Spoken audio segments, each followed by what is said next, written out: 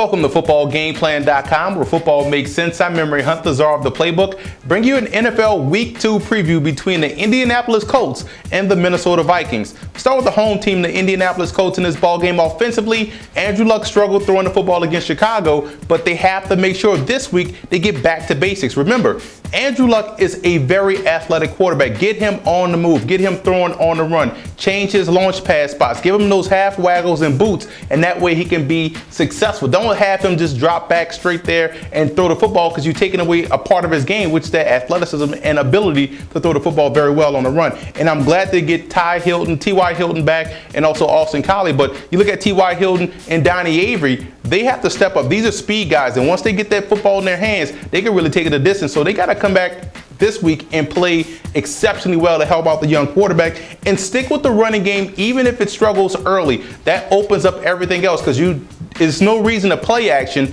if you're not running the football. So stick with the run even if you have some early struggles. Now defensively, winning on first down is paramount versus Minnesota. What you're going to do is put Christian Ponder back there in a situation where he's third and long, second and long type situations, and that's a win for your defense. And you want to move towards more press versus man this week. You want to get more pressure up front and force Ponder to get rid of that football very quickly. And also, you can't lose contain versus Christian Ponder. You're dealing with an athletic guy, a guy that can throw well on the run and is not afraid to take off and move. And if you allow him to get out the back door, Ponder can do some serious damage on the ground. X factor for the Colts has to be Bruce Arians. He has to call a better game. Now you look at the Vikings. One thing they have to do is make sure they stay on the field better this week. They struggled on third downs. They have to come out there and stay ahead of the chains and keep the chains moving against the Colts. And I love the well-balanced attack. Christian Ponder looked outstanding last week. Did a great job of facilitating the offense.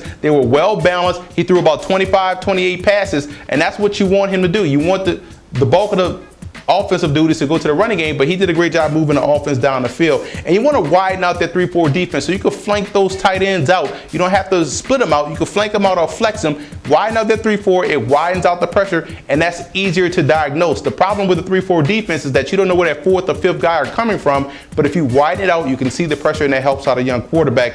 And also on defense, you want to reset the Colts offensive line. You want to push that offensive line back. Give Andrew Luck more to worry about by his protection. So it's up to the Vikings defensive front to get pushed very early off the snap. Ball get off has to be outstanding, and delayed pressure versus Andrew Luck. If you send a delayed blitz, I think you can come away with some interceptions, especially when you look at Antoine Winfield, who should be a versatile guy this week. Move him around, get him going on those corner blitzes, line him up in the slot, do what you have to do, but create different looks for Luck and also those delayed blitzes. X factor in this ball game has to be Percy Harvin. You have to get this young man the football. He's a game breaker, just like Adrian Peterson is. So is Harvin. Get Harvin the football early and often. Now you look at some positional breakdowns in this matchup. Quarterback, I think the Colts have the quarterback advantage with Andrew Luck, but Christian Ponder showed something last week. He's improving. Vikings have the advantage on a running back situation, and I like that both guys have young wide receiving cores, so I think this is even. Also, the tight ends are even. I think both teams are very talented. The Vikings own the line of scrimmage, O-line and D-line, and defensively, I like the linebackers of both the Colts and the Vikings, and the secondary. I think they're both equal right there. Special teams have to go to the Minnesota Vikings. If they put Harvin back there, he's a big play waiting to happen. So when you look at this team, you look at a team like Minnesota that has some talent, that put up a good showing against the Jacksonville Jaguars. I think they play again inspired football and win this one on the road against Indianapolis.